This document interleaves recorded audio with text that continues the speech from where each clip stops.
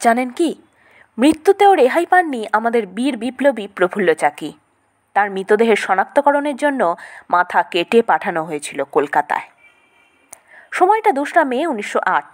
সেদিন এক বাঙালির কারণেই আত্মহননের পথ বেছে নিতে হয়েছিল এক বাঙালি বিপ্লবীকে। আগের দিন অর্থাৎ 1 মে তারিখে ধরা পড়ে গেছেন ক্ষুদিরাম বসু। মজফ্ফরপুরে সর্বত্র ছড়িয়েও গেছে সেই খবর।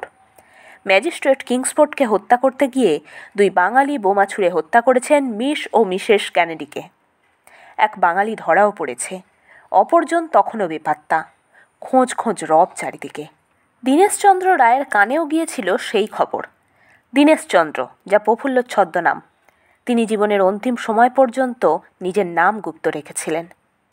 মজফ্ফরপুর থেকে 4টে স্টেশন দূরে সমস্তিপুরে গিয়ে পৌঁছালেন তিনি হাঁটতে হাঁটতেই। সেখানে আশ্রয় নিলেন ত্রিগুণাচরণ ঘোষের বাড়িতে। রাতে ত্রিগুণাবাবুই প্রফুল্লকে তুলে দিলেন মোকামাঘাটগামী ট্রেনে।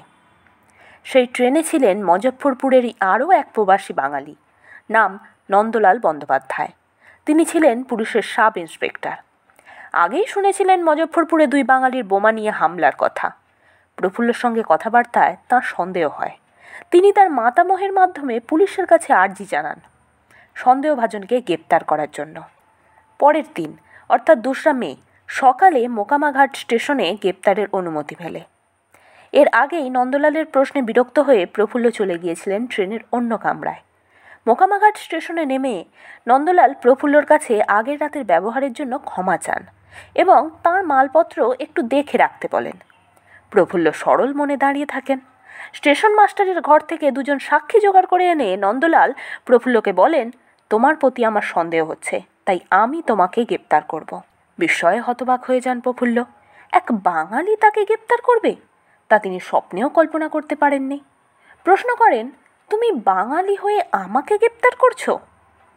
বাকিটা শোনা যাক নন্দলাল বন্দ্যোপাধ্যায়ের বয়ানেই। আলিপুর আদালতে ক্ষুদিরাম বসুর মামলা চলাকালীন প্রফুল্ল সম্পর্কে এই সাক্ষ্য দিয়েছিলেন নন্দলাল। যুবকটি লাফ দিয়ে বিশ্রামকক্ষের দিকে ছুটল। আমিও চতুর্বেদীও তার দিকে ছুটলাম, চিৎকার করছিলাম। চিৎকার শুনে রেল পুলিশ দৌড়ে এসেছিল। আমাকে বলা হলো যুবকটিকে ধরতে গেলে সে নাকি রিভলভার থেকে কনস্টেবলদের লক্ষ্য করে গুলি চালিয়েছে, কিন্তু যুবকটিকে জাপটে ধরতেই সে নিজের রিভলভারের গুলিতে আত্মহত্যা করে। হ্যাঁ, পুলিশের হাতে ধরা দিতে চাননি প্রফুল্ল। নিজের দিকে বন্দুকের নল ঘুরিয়ে 2 বার গুলি ছোড়েন তিনি। একটি গুলি তার বুকে ভেদ করে যায়, অন্যটি মাথার খুলি। মোকামাঘাট স্টেশনে লুটিয়ে পড়েন প্রফুল্ল। প্রফুল্লর মৃতদেহ নিয়ে আসা হয় মজফ্ফরপুর স্টেশনে।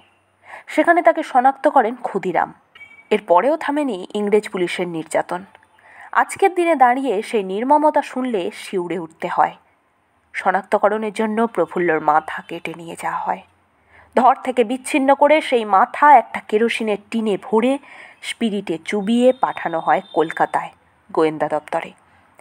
সেখানে শনাক্ত হওয়ার পর মাটিতে পুঁতে দেয়া হয় তার মাথাটি। আর বাকি দেহ? ডোমের হাত দিয়ে সেই দেহ ফেলে আসা হয় শ্মশানে, বেওয়ারিশ হিসাবে, শিয়াল কুকুরের মুখে।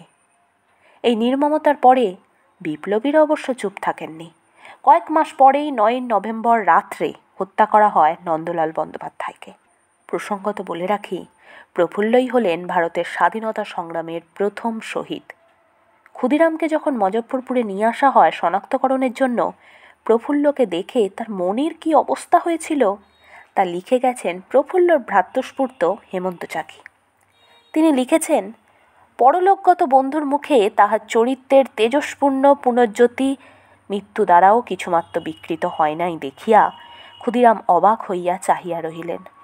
মৃতদেহের শিয়রে দাঁড়িয়া বাষ্পরুদ্ধ কণ্ঠে বলিলেন, তুমি যেমন তোমার ব্রত পালন করিয়া সুখী হইয়াছ, আমিও যেন সেইরূপ আমার জীবন ব্রত সাধন করিতে সমর্থ হই। এই প্রথম জানা গেল যে তাঁহার সহিত প্রফুল্লর কতটা অন্তরের যোগ হইয়াছিল এবং ইহারও জীবনের ইতিহাস কেমন আশ্চর্য ইতিহাস ছিল। সত্যি তো, 2 তরুণের এই আত্মত্যাগ তুলনারহিত নয় কি?